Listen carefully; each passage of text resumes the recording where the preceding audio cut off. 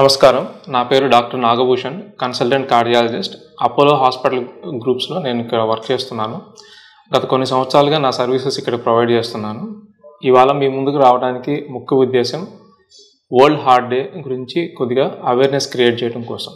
ముఖ్యంగా ఏంటంటే ఈ వరల్డ్ హార్ట్ డే అనేది ప్రజలందరికీ ఈ గుండె సమస్యలు ఏమున్నాయి, దాని తర్వాత వాటిని ప్రివెంట్ చేయడానికి మనం ఏం చేయాలి అనే వాటి గురించి ఇవాళ కొద్దిగా మనం డిస్కస్ చేసుకుందాం.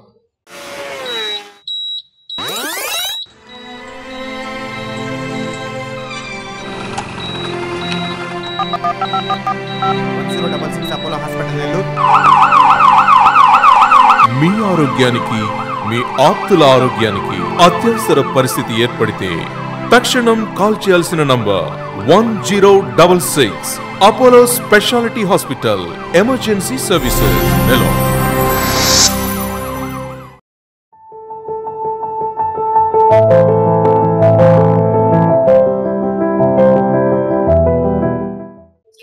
గుండె సమస్యలు తీసుకుంటే గుండె సమస్యలు గుండెకి ఏదైతే బ్లడ్ సప్లై పోతుందో అవి తగ్గటం, లేదా పుట్టుకతోనే గుండె సమస్యలు రావటం, గుండె కండరం యొక్క బలహీనత ఉండటం, లేకపోతే గుండెలో వాల్స్ అంటారు, కవాటాలు, అవి బలహీనంగా ఉండటం, ఇవి కొన్ని కారణాలు.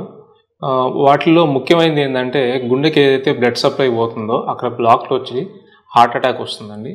హార్ట్ అటాక్ అనేది చాలా కామన్గా చూస్తుంటాం. మనం వరల్డ్ వైడ్ తీసుకుంటే దగ్గరగా 20 మిలియన్ పీపుల్స్ ఏంటంటే ఈ heart diseases, coronary heart disease వల్లే వస్తుంటాయి. దాని తర్వాత ఏంటంటే ఈ ఒక డెత్స్ తీసుకుంటే దాదాపుగా అన్ని మోస్ట్ కామన్ కాజెస్లో ఒక కారణం ఇది. ఉదాహరణకి క్యాన్సరు, దాని తర్వాత దాంతోపాటు క్యాన్సర్తో పోటీగా దాదాపుగా ఇప్పుడు హార్ట్ డిసీజెస్ కూడా ఇప్పుడు కారణం అవుతున్నాయి. ఈ హార్ట్ అటాక్ ఏంటంటే రక్తనాళాలు ఏదైతే గుండెకి బ్లడ్ సప్లై చేస్తాయో అక్కడ బ్లాక్స్ వచ్చినప్పుడే ఈ హార్ట్ అటాక్ అనేది రావడం జరుగుతుంది. ఈ బ్లాక్స్ అనేవి ఎందుకు వస్తాయంటే వయసు పెరగటం, దాని తర్వాత కొన్ని రిస్క్ ఫ్యాక్టర్స్, ఉదాహరణకి షుగరు, బీపీ, థైరాయిడ్, కొలెస్ట్రాల్ ఎక్కువ ఉండటము, ఇలాంటి కారణాల వల్ల ఏమవుతుందంటే కొద్దిగా కొలెస్ట్రాల్ అనేది డెవలప్ అవుతూ పోతుంది. సడన్గా అది ఒకరోజు అది హార్ట్ అటాక్ లాగా మారుతాయి అన్నమాట. సో ఇప్పుడు మన పర్పస్ ఏంటంటే ఈ డిసీజ్ రాకుండా ఉండేదానికోసం, ప్రివెన్షన్ చేయడం కోసం మనం ఏం చేయాలి అనేది డిస్కస్ చేసుకుందాం. హార్ట్ అటాక్ యొక్క సిమ్టమ్స్ తీసుకుంటే గుండె నొప్పి, మొట్టమొదటిగా గుండె నొప్పి అనేది ఎక్కువగా చూస్తుంటాము. మన గుండె మధ్య భాగంలో గుండె నొప్పి అనేది వస్తుంది. ఆ నొప్పి అక్కడి నుంచి మన కుడి భుజం వరకు, కుడి భుజం నుంచి చేతికి పాకటం జరుగుతుంది. కొంతమందికి ఈ నొప్పి వేరే విధంగా కూడా ప్రజెంట్ అవుతుంది. ఉదాహరణకి మన బ్యాక్ పెయిన్ రావచ్చు, లేకపోతే జా పెయిన్ రావచ్చు, ఇలాంటివి ఉంటాయండి. ఈ గుండె నొప్పితో పాటు కొన్ని వేరే సిమ్టమ్స్ కూడా వస్తాయి. ఎందుకంటే పేషెంట్కి ఎక్కువగా ఒళ్ళంతా చెమటలు పట్టడము, ఆయాసం రావటము, గుండెల్లో దడ రావటము, ఇలాంటివి ఉంటాయి. కొన్ని కామన్గా మనం ఇంకొద్దిగా తీసుకుంటే ఇవి కామన్గా చూసే సిమ్టమ్స్. కొన్ని అన్కామన్ సిమ్టమ్స్ ఏంటంటే పేషెంట్ నడిచేటప్పుడు కొద్దిగా చెస్ట్లో డిస్కంఫర్ట్ రావటము, లేదా మెట్లు ఎక్కేటప్పుడు కొద్దిగా డిస్కంఫర్ట్ రావటము, ఇలాంటివి చూస్తుంటాము. ఒక నార్మల్ పర్సన్తో కంపేర్ చేసుకుంటే వీళ్ళు నడవటం అంటే ఈ సేమ్ ఏజ్ గ్రూప్ వాళ్ళు ఫ్రీగా నడిచేది, వీళ్ళు నడిచేదానికి కష్టం అవటం, ఇలాంటి సిమ్టమ్స్ అనేవి కామన్గా చూస్తుంటాం. మనం కొన్ని పరీక్షలు అనేవి చేసుకోవాల్సి వస్తుంది. ఎందుకంటే వీటిని ఎలా ప్రివెంట్ చేయాలి అనేది ముఖ్య ఉద్దేశం. కాబట్టి ప్రతి సంవత్సరం ఒక హెల్దీ పీపుల్ ఉన్నవాళ్ళు ఏం పరీక్షలు చేసుకోవాలి అనేది ముందుగా చెప్తాను. ఒక హెల్దీ పీపుల్ వాళ్ళు హార్ట్కి సంబంధించి ECG, 2D echo, treadmill test, దాని తర్వాత cardio pulmonary exercise test and city calcium scoring అనే టెస్ట్లు అనేవి చేసుకోవాల్సి వస్తుంది గుండెకి సంబంధించి. దాని తర్వాత వీళ్ళకి ఏమైనా రిస్క్ ఫ్యాక్టర్స్, హార్ట్ డిసీజ్ వచ్చేదానికి కొన్ని రిస్క్ ఫ్యాక్టర్స్ ఉంటాయి. ఆ రిస్క్ ఫ్యాక్టర్స్ ఉన్నాయా లేవా అనేది చెక్ చేసుకోవాలి.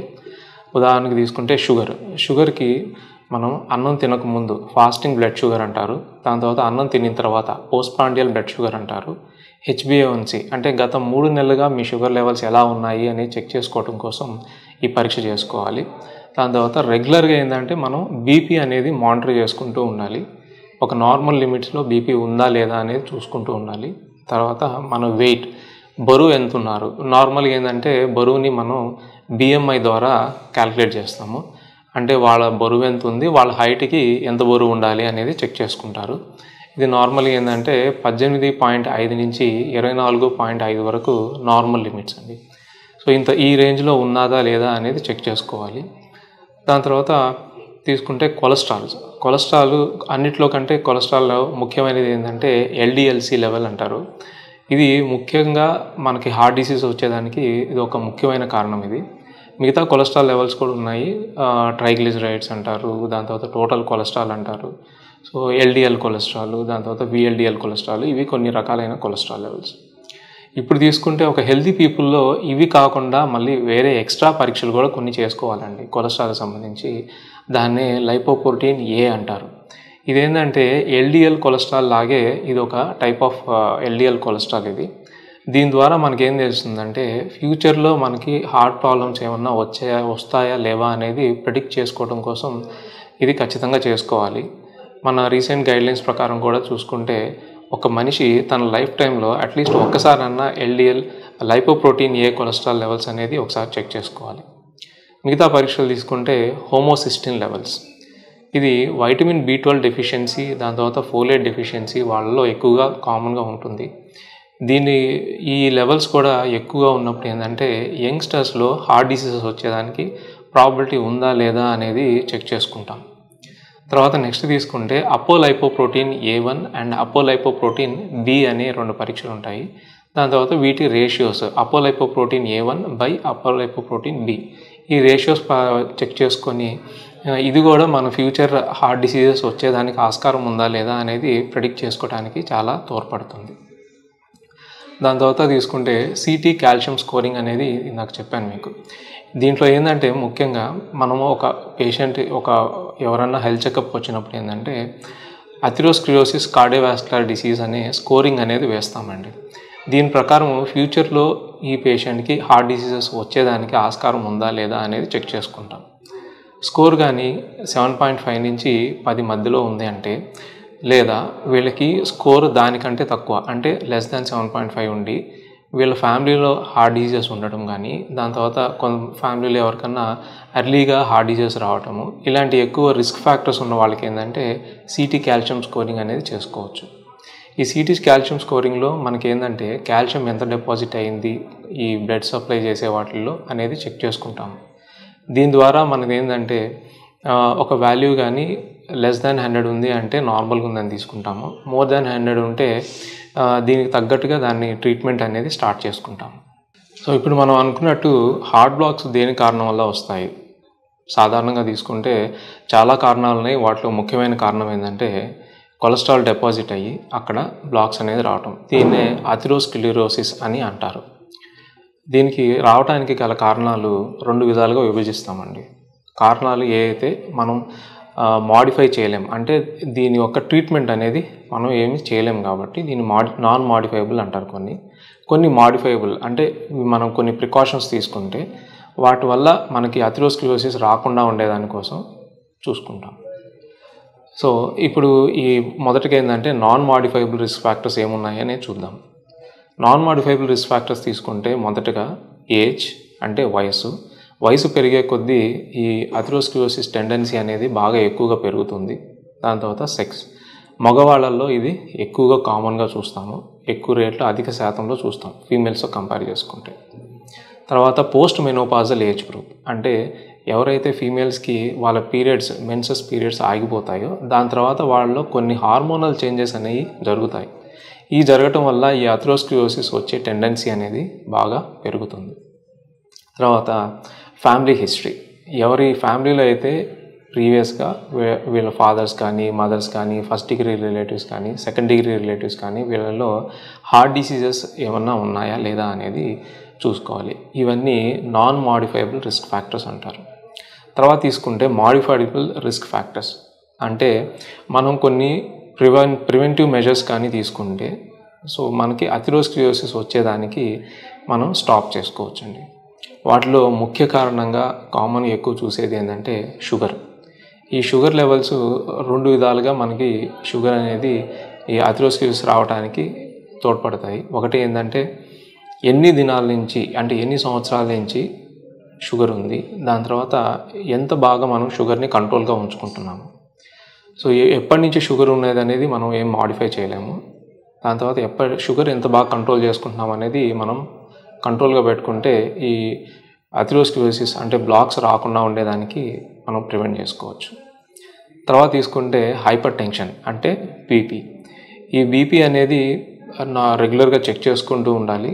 ఈ బీపీ ఎక్కువ నాలుగా ఉండటం వల్ల మనకి శరీరంలో చాలా అవయవాలు ఎఫెక్ట్ అవుతాయి. ఉదాహరణకి ఒకటి హార్ట్ డిసీజ్ పైన హార్ట్ అటాక్లు వస్తాయి. దాని తర్వాత బ్రెయిన్లో బ్లీడింగ్, స్ట్రోక్ వస్తుంది. దాని తర్వాత ఐస్ తీసుకుంటే వాటిలో రక్తనాళాలు చిన్నవైపోతాయి. దాని తర్వాత ఇలాంటివి ఒక్కొక్క భాగంలో ఒక్కొక్క డిసీజెస్ అనేవి కాజ్ చేస్తుంది ఈ హైపర్ టెన్షన్ అనేది.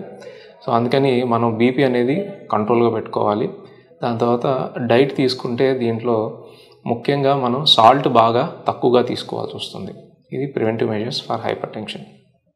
తర్వాత కొలెస్ట్రాల్ తీసుకుంటే ఎప్పుడైతే కొలెస్ట్రాల్ ఉంటుందో దాన్ని ప్రాపర్గా కంట్రోల్గా పెట్టుకోవాలి.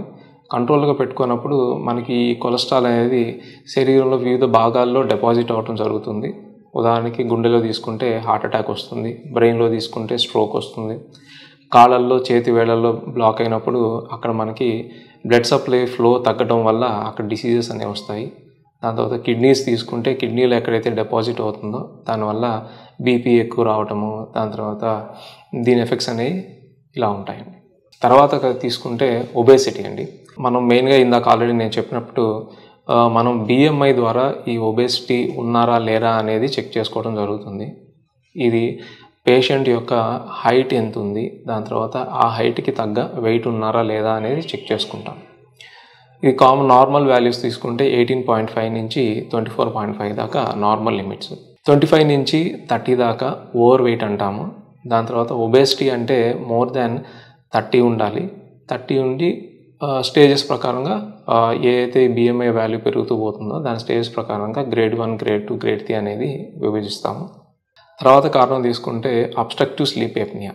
అంటే ఎవరైతే లావుగా ఉండి వాళ్ళ నెక్ బాగా షార్ట్గా ఉంటుందో వీళ్ళలో ఎక్కువ కామన్ మనం చూసేది స్నోరింగ్ అనేది. స్నోరింగ్ అంటే గురక పెట్టడం. ఈ గురక పెట్టే టెండెన్సీ అనేది ఉంటుంది. ఈ గురక పెట్టే వాళ్ళు ఎక్కువగా ఏంటంటే రాత్రిపూట పడుకున్నప్పుడు వాళ్ళకి తెలియకుండా గాలి తీసుకోవటం అనేది ఆపేస్తారు. దీని కారణంగా ఏంటంటే కొద్దిగా స్ట్రెస్ లెవెల్స్ పెరిగి పేషెంట్ ఈ హార్ట్ డిసీజెస్ వచ్చేదానికి ఆస్కారం ఎక్కువ ఉంటాయి. సో మనం ఒక ఈఎన్టీ సర్జన్, దాని తర్వాత ఒక కార్డియాలజిస్టు వీళ్ళందరూ హెల్ప్ తీసుకొని, ఒక పల్మనాలజిస్ట్ హెల్ప్ తీసుకొని ఇది ఫర్దర్ ప్రోగ్రెషన్ కాకుండా ఉండేదానికి మనం సాధ్యంత వరకు ప్రయత్నించాలి. తర్వాత కారణం తీసుకుంటే మెటబాలిక్ సిండ్రోమ్ అంటారు. ఈ మెటబాలిక్ సిండ్రోమ్ ఏంటంటే మెయిన్గా ఇన్సులిన్ రెసిస్టెన్స్ వల్ల వస్తుంది. దీన్ని డయాగ్నోస్ చేయడానికి పేషెంట్కి బీపీ ఉండాలి, దాని తర్వాత షుగర్ ఉండాలి, దాని తర్వాత పేషెంట్ యొక్క సెంట్రల్ ఒబేసిటీ అంటే అబ్డామినల్ వేస్ట్ సర్కంఫరెన్స్ ఎంత ఉంది, దాని తర్వాత కొలెస్ట్రాల్ లెవెల్స్ ఎలా ఉన్నాయి, వీటన్ని ఆధారంగా తీసుకొని ఈ సిండ్రోమ్ ఉందా లేదా అనేది డయాగ్నోస్ చేస్తాము. దీన్ని మనం ప్రివెంట్ చేయడానికి ఇవన్నీ కంట్రోల్గా పెట్టుకోవాలి. తర్వాత తీసుకుంటే ముఖ్య కారణాల్లో హ్యాబిట్స్ అనేది. సో వచ్చే పేషెంట్స్ యొక్క ఈ హెల్తీ పేషెంట్స్ వాళ్ళల్లో కొన్ని హ్యాబిట్స్ అనేవి ఉంటాయి. ఉదాహరణకి స్మోకింగ్, ఆల్కహాల్, డ్రగ్స్ తీసుకోవటము, ఇలాంటి హ్యాబిట్స్. స్మోకింగ్ తీసుకున్నారంటే ఈ స్మోకింగ్ ఎఫెక్ట్ అనేది ఒకసారి స్మోకింగ్ ఆపిన తర్వాత దాని ఎఫెక్ట్ నల్లిఫై అవ్వడానికి దాదాపుగా 25 years దాకా పడుతుందండి. సో కొద్దిగా ఈ హార్ట్ డిసీజెస్ రాకుండా ఉండేదానికి ప్రివెంట్ చేయడానికి ఒకసారి స్మోకింగ్ ఆపిన తర్వాత వాళ్ళు దాని ఎఫెక్ట్స్ అనేవి దాదాపు 1 year దాకా ఉంటాయి. నెక్స్ట్ తీసుకుంటే ఆల్కహాల్. ఈ ఆల్కహాల్ వల్ల గుండె జబ్బులు వస్తాయి. గుండె జబ్బులతో పాటు వేరే అవయవాలు కామన్గా ఏంటంటే లివర్ కూడా ఎఫెక్ట్ అవుతుంది. అందుకని ఆల్కహాల్ అనేది కంప్లీట్గా అవాయిడ్ చేసుకోవటం చాలా మంచిది. తర్వాత డ్రగ్ అబ్యూస్ తీసుకుంటే చాలా కామన్ మనం చూసేది ఏంటంటే కొకైన్, ఇవన్నీ డ్రగ్స్ తీసుకుంటారు. వీటి వల్ల ఏంటంటే గుండె హార్ట్ అటాక్ వచ్చేదానికి ఆస్కారం ఉంటుంది. దాని తర్వాత హార్ట్ రేట్స్ పెరగటం, దీనివల్ల అరిథిమియాస్ అన్ని వచ్చేదానికి ఆస్కారం ఉంటుంది. తర్వాత స్లీప్. మనం నిద్ర ఎలా పోతున్నాం అనే దాని మీద కూడా మనకి హార్ట్ డిసీజ్ వచ్చేదానికి ఆస్కారం ఎక్కువ ఉంటుంది. ఒక నార్మల్ పర్సన్కి కనీసం 6 నుంచి 8 గంటల సేపు ప్రాపర్గా స్లీప్ అనేది ఉండాలి. ఆ డిక్రీస్డ్ స్లీప్ వల్ల ఏదైనా ఆక్యుపేషన్ పరంగా కావచ్చు, లేకపోతే ఏదైనా ఫ్యామిలీ ఇష్యూస్, ఎక్కువగా ఆలోచించటము, వీటి కారణాల వల్ల తక్కువ నిద్రపోతుంటారు. ఈ కారణాలు తక్కువ నిద్రపోవటం వల్ల కూడా మనకి ఈ హార్ట్ సమస్యలు వచ్చేదానికి ఆస్కారం ఉంటుంది. అందుకని ఈ ప్రాపర్గా నిద్ర అనేది చాలా ఇంపార్టెంట్. తర్వాత తీసుకుంటే స్ట్రెస్. ప్రతి పర్సన్కి స్ట్రెస్ అనేది ఉంటుంది. ఏదైనా ఫ్యామిలీ పరంగా కావచ్చు, ఫ్యామిలీలో ఏదైనా ఇష్యూస్ ఉండటం వల్ల కావచ్చు, లేదా తన ఆక్యుపేషన్ పరంగా కావచ్చు, లేకపోతే టార్గెట్స్ రీచ్ అవ్వకపోవటము, ఇలాంటివి కామన్గా ఉంటాయి. సో ఈ స్ట్రెస్ లెవెల్స్ వల్ల మన శరీరంలో చాలా మార్పులు జరుగుతాయి. అంటే బీపీ పెరుగుతుంది, మనిషి మెదడులో బాగా థింకింగ్ పవర్ పెరగటం వల్ల మనిషిలో కొన్ని హార్మోనల్ చేంజెస్ ఎక్కువ జరుగుతాయి, హార్ట్ రేట్స్ పెరుగుతాయి, నిద్ర తక్కువ పోతారు. వీటన్నిటి కారణాల వల్ల మళ్ళీ మనకి హార్ట్ ప్రాబ్లం వచ్చేదానికి ఆస్కారం ఎక్కువ ఉంటుంది. నెక్స్ట్ తీసుకుంటే మనం ఈ హెల్తీ పర్సన్స్కి హార్ట్ డిసీజ్ రాకుండా ఉండేదానికి ఎక్సర్సైజ్ అనేది చాలా ఇంపార్టెంట్ అండి. ఎక్సర్సైజ్ ఎలా చేయాలి? ప్రతి పర్సన్కి వాళ్ళ ఏజ్ గ్రూప్ని బట్టి ఎక్సర్సైజ్ అనేది మారుతూ ఉంటాయి. అన్ని ఏజ్ గ్రూప్ వాళ్ళకి ఎక్సర్సైజ్ అనేది ఒక నార్మల్ మోడరేట్ ఎక్సర్సైజ్ అంటే ఫాస్ట్గా వాకింగ్ చేయటము, దాని తర్వాత స్విమ్మింగ్ చేయటము, సైక్లింగ్ చేయటము, ఇలాంటివి.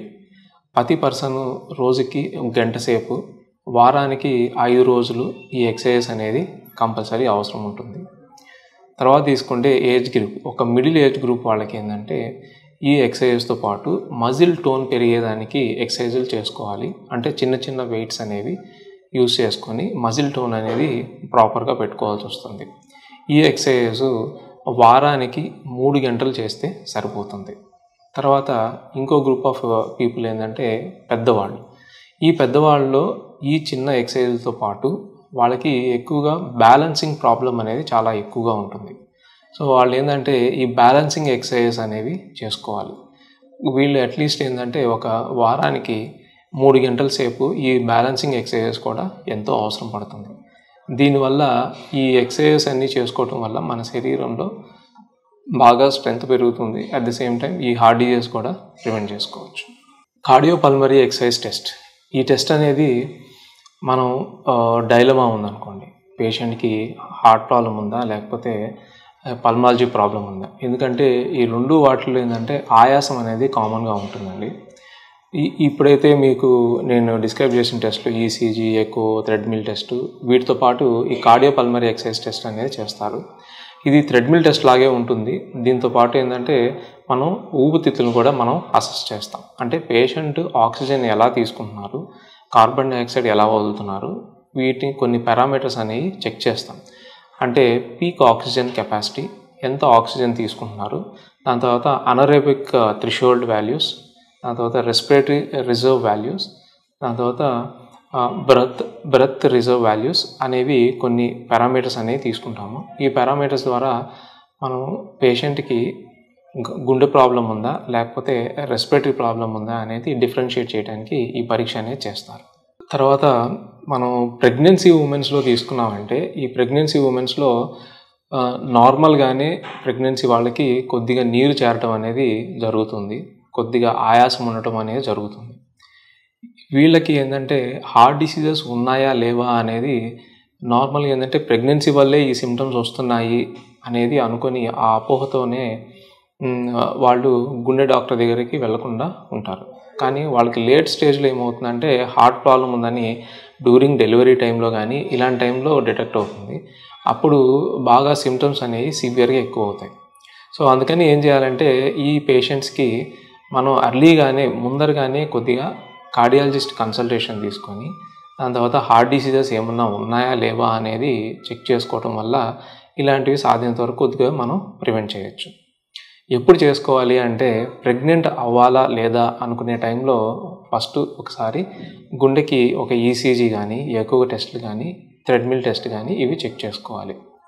తర్వాత ప్రెగ్నెంట్ అయిన తర్వాత మొదటి 2 వారాల్లో ఒకసారి ఒక టెస్టు, దాని తర్వాత నెక్స్ట్ 12 వారాల్లో ఒక టెస్టు, దాని తర్వాత లాస్ట్ 12 వారాల్లో ఒక టెస్ట్ అనేది మనం చేసుకుంటే పేషెంట్కి చాలా హెల్ప్ అవుతుంది. తర్వాత తీసుకుంటే పోస్ట్ పార్టమ్ కార్డియోమయోపతి అంటారండి. ఇది ఏంటంటే ప్రెగ్నెన్సీ వల్ల పేషెంట్కి బాగా స్ట్రెస్ అయ్యి గుండె కండరం అనేది బలహీనత అనేది జరుగుతుంది.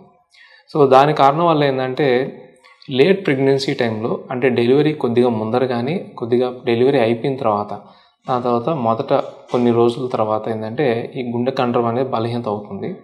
దీంట్లో కామన్ ఏంటంటే సిమ్టమ్స్ తీసుకుంటే పేషెంట్కి నార్మల్ ఆయాసం కంటే బాగా ఎక్కువ ఆయాసం రావటము, చిన్న పనులకే ఆయాసం రావటము, ఇలాంటివి జరుగుతూ ఉంటాయి. ఇలాంటి సమస్యలు ఉన్నప్పుడు హార్ట్ కన్సల్టేషన్ తీసుకోవడం చాలా అవసరం.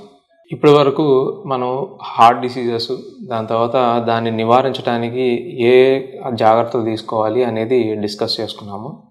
మీకు ఏమన్నా ఇప్పుడు చెప్పిన సిమ్టమ్స్ కానీ లైక్ గుండె నొప్పి, ఆయాసము, గుండెలో దడ రావటము, ఎక్సర్సైజ్ ఇంటాలరెన్స్ అంటే నడిచేటప్పుడు నార్మల్ ఎక్సర్సైజ్ కెపాసిటీ అనేది బాగా తగ్గటము, ఇలాంటి ఏమన్నా సమస్యలు ఉన్నప్పుడు దగ్గరలో కార్డియాలజిస్ట్ని కన్సల్ట్ అవ్వండి. దాని తర్వాత రెగ్యులర్గా హెల్త్ చెకప్స్ అనేవి చేసుకోవాలి. ఒక healthy people always keep his weight healthy, eat healthy, breathe healthy. దాని తర్వాత రెగ్యులర్గా హెల్త్ చెకప్స్ అనేవి చేసుకోవాలి. దాని తర్వాత ఎక్సర్సైజెస్, హెల్దీ ఎక్సర్సైజెస్ అనేవి చేయాలి. Avoid smoking, alcohol, proper healthy sleep is required. Thank you.